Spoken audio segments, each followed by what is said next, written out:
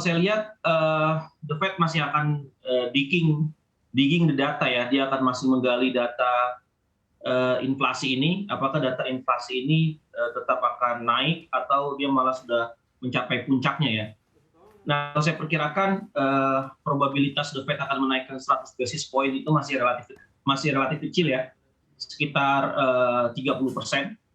Nanti kalau kita lihat data inflasi di Amerika pada level produsen katakanlah terus mengalami penurunan, saya kira The Fed hanya akan menaikkan 75 basis point di bulan ini untuk menaikkan tingkat suku bunga.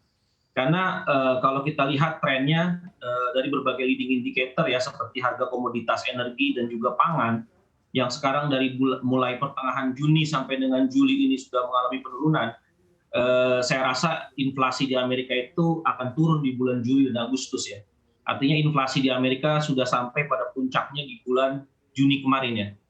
Nah, ini kemungkinan besar yang akan dilihat The Fed, ongoing data dari data ekonomi maupun data inflasi di level produsen untuk mengkonfirmasi apakah The Fed akan menaikkan tingkat suku bunga lebih agresif. Tapi prediksi saya, The Fed kemungkinan hanya akan menaikkan tingkat suku bunga 75 basis point sesuai dengan prediksi beberapa analis dari bulan Juni lalu ya.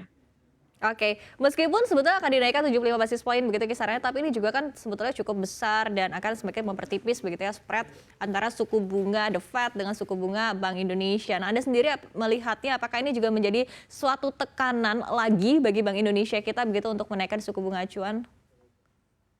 Ya, memang kelihatannya sudah tidak ada ruang lagi bagi Bank Indonesia untuk tidak menaikkan tingkat suku bunga ya. Karena berbagai data indikator ekonomi sudah menunjukkan bahwa Bank Indonesia harus menaikkan tingkat suku bunga atau kalau tidak maka kemungkinan akan terjadi volatilitas yang lebih tinggi di pasar keuangan Indonesia ya. Kalau kita lihat inflasi di Indonesia secara total terus merangkak naik karena kenaikan harga energi dan juga makanan yang terus berlangsung sampai dengan bulan Juli ini, dan kemudian kita lihat rupiah juga sudah terdepresiasi ya, sekitar 6% sudah rupiah terdepresiasi. Dan itu tentu akan mendorong kenaikan inflasi di dalam negeri lebih tinggi lagi karena harga barang impor pasti akan mengalami kenaikan karena rupiah terdepresiasi. Dan juga biasanya kalau rupiah terdepresiasi cukup signifikan itu juga akan mempengaruhi pertumbuhan ekonomi Indonesia. Nah, jadi untuk menstabilkan ini semua setelah BI menaikkan GWM giro wajib minimum perbankan cukup agresif sampai dengan bulan Juli, saya perkirakan ini saatnya BI untuk menaikkan tingkat suku bunga.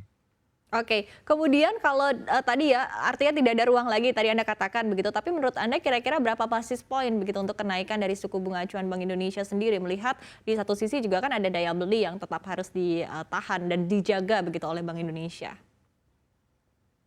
Ya, kalau saya lihat BI harusnya ya untuk bisa membuat market surprise gitu ya, dan juga membuat rupiah kembali di bawah 15.000, seharusnya BI bisa menaikkan tingkat suku bunga 50 basis point langsung ya.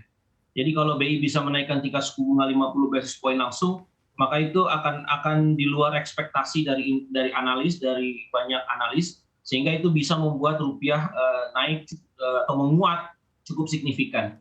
Nah, tapi kalau misalkan hanya dinaikkan 25 basis point, saya rasa efek surprise-nya itu relatif kecil. Jadi mungkin BI untuk bisa menjaga stabilitas, dia bisa memulai dengan menaikkan tingkat suku bunga sebesar 50 basis point ya. Walaupun memang itu kemungkinan probabilitasnya cukup kecil ya, sekitar 30%. Jadi kemungkinan besar BI akan naikkan tingkat suku bunga 25 basis point. Oke, nah Pak Mikael, kalau kita berbicara terkait dengan skenario-skenario begitu yang mungkin dilakukan oleh Bank Indonesia, ini kan artinya ada beberapa skenario. Yang pertama adalah BI akan tetap mempertahankan suku bunga di level saat ini di 3,5%, kemudian juga menaikkan 25 basis poin, menaikkan 50 basis poin begitu. Nah, jika kita bedah satu persatu terkait dengan skenario ini begitu, apa yang akan terjadi begitu kepada perekonomian Indonesia dan juga capital outflow tentunya? Saya rasa menaikkan tingkat suku bunga jadi kebijakan yang sangat baik bagi perekonomian Indonesia ya. Karena walaupun misalkan BI menaikkan tingkat suku bunga sebesar 50 basis point pun di bulan Juli ini, itu tidak terlalu berdampak besar terhadap perekonomian Indonesia. Kenapa? Karena kalau kita lihat interest rate di Indonesia ini masih negatif kalau kita lihat ya. Contohnya kalau misalkan inflasi di Indonesia ini berakhir sampai bulan Juli aja, misalkan inflasi Indonesia itu sekitar 4,8% misalkan, sedangkan bunga deposito itu hanya rata-rata sekitar 2,75%, maka secara real yield di Indonesia itu negatif ya, sekitar minus 2%. Jadi artinya cost of fund sebenarnya secara real turun ya. Ya. Nah, jadi tidak terlalu berdampak besar terhadap perekonomian Indonesia karena pebisnis kan melihatnya real cost of fund sebenarnya ya, dengan harga barang jual yang sekarang naik ya, naiknya sudah cukup tinggi dibandingkan kenaikan tingkat suku bunga, seharusnya itu tidak terlalu berdampak banyak terhadap pelemahan pertumbuhan ekonomi. Saya melihatnya malah pertumbuhan ekonomi ini akan lebih melemah kalau rupiahnya melemah terus ya. Jadi kalau misalkan kenaikan tingkat suku bunga katakanlah 50 basis point pun sekarang di bulan Juli, itu tidak berdampak besar terhadap pelemahan pertumbuhan ekonomi Indonesia, sangat-sangat kecil. Oke. Nah,